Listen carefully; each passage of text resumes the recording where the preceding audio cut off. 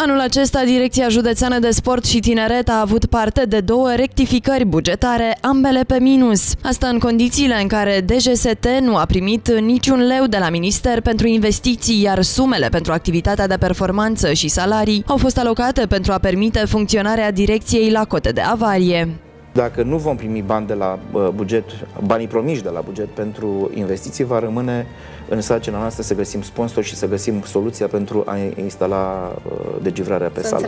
În aceste condiții, DGST Bacău a rămas cu datorii la furnizorii de servicii, precum și la firmele care au efectuat lucrări la sala sporturilor și în tabăra de la Valea Budului.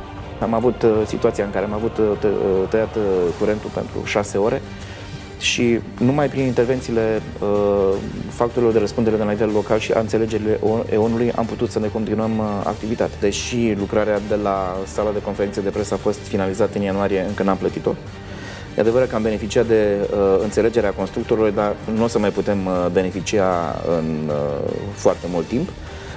De asemenea, mai avem niște datorii la Centrul de Agrement de la Valea Budului. Chiar și așa, în final de an, Direcția Județeană de Sport și Tineret are planuri mari. Radu Ababei și-a propus să continue tradiția în premierea celor mai buni 10 sportivi ai județului. Mai mult, pe 14 ianuarie, Sala Sporturilor va împlini 40 de ani de funcționare, astfel că se dorește dotarea arenei cu o instalație de degivrare a apei.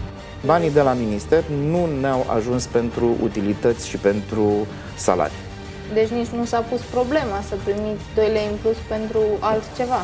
Am avut promisiuni, am făcut referate, am făcut solicitări, am făcut solicitări pentru reamenajarea centrului de agrement de la Valea Budului, pentru tencuiel, pentru instalația de degivrare, pentru tabele de marcaj, pentru competițiile de atletism și judo. Toate sunt la stadiu de promisiuni.